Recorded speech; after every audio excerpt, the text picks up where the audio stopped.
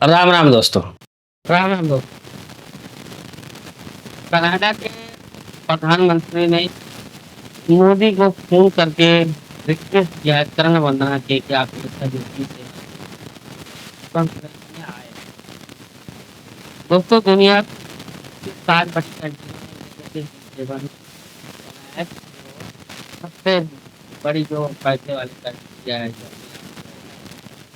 उसका सेल कैसे हर साल भारत के प्रधानमंत्री को बुलाते हैं जब इनका प्रोग्राम होता है। तो इस साल ये प्रोग्राम कनाडा में हुआ। इससे पहले एक प्रोग्राम इटली में हुआ था और उससे पहले अलग अलग देशों में मीटिंगें होती है। इस बार कनाडा में कनाडा और भारत के रिश्ते टाइम को बहुत सही बीच में अफवाह होती कि कनाडा ने भारत को 27 सम्मेलन में नहीं हुई, लेकिन अब ये पता चल गया कि वो कनाडा के जो प्रधानमंत्री है कार्नो, उन्होंने मोदी जी को फोन करके रिक्वेस्ट किया है कि आप G7 के सम्मेलन में भाग जरूर लें। अब बड़ी बात यह है कि कांग्रेस के हाथ से ये मुद्दा फिसल गया, क्योंकि कांग्रेसी टीवी पे बोलना शुरू कर दिया कि भारत की कैसी ये विदेश नीति है जिसमें कनाडा ने भारत को बुलाया नहीं, और सब मजे ले रहे थे कांग्रेस से कि भारत की विदेश नीति खराब हो। लेकिन यहाँ से कहा जा रहा था कि हम लोग मना कर दिए थे कि जाएंगे, लेकिन अभी क्या राजनीति डेवलप हुआ ये पता नहीं। लेकिन ये बात सही है, कार्नो ने भारत के प्रधानमंत्री मोदी को फोन करके और चरण वंदना किए कि आप कैसा भी करके कनाडा में आए।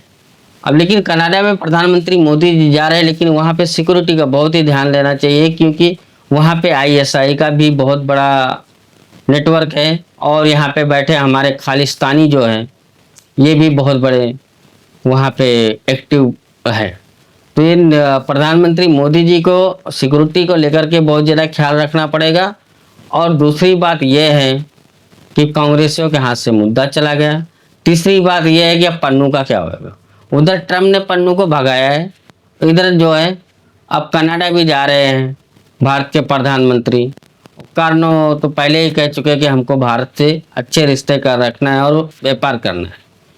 अब देखते हैं वहाँ पे पन्नू कनाडा से भाग करके वापस कहाँ जाता है, क्योंकि वहाँ पे ट्रम्प आया तो ये भाग करके कनाडा आ गया। अब कनाडा से कहाँ जाएगा पता नहीं। और पाकिस्तानियों का तो क्या हालत होगा उसका पता है, भिखारी मुल्क को कोई पूछता ही नहीं है। अब वो फिर बोलेंगे कि वो भारत के प्रधानमंत्री को फिर G7 सम्मेलन में बुलाया और हमको कोई पूछ ही नहीं रहा, तो आतंकवादी जिहादी को कौन पूछता है। लेकिन ये बात यह है कि भारत ये G7 का मेंबर नहीं है, लेकिन फिर भी भारत को हर साल बुलाया जाता है G7 सम्मेलन में।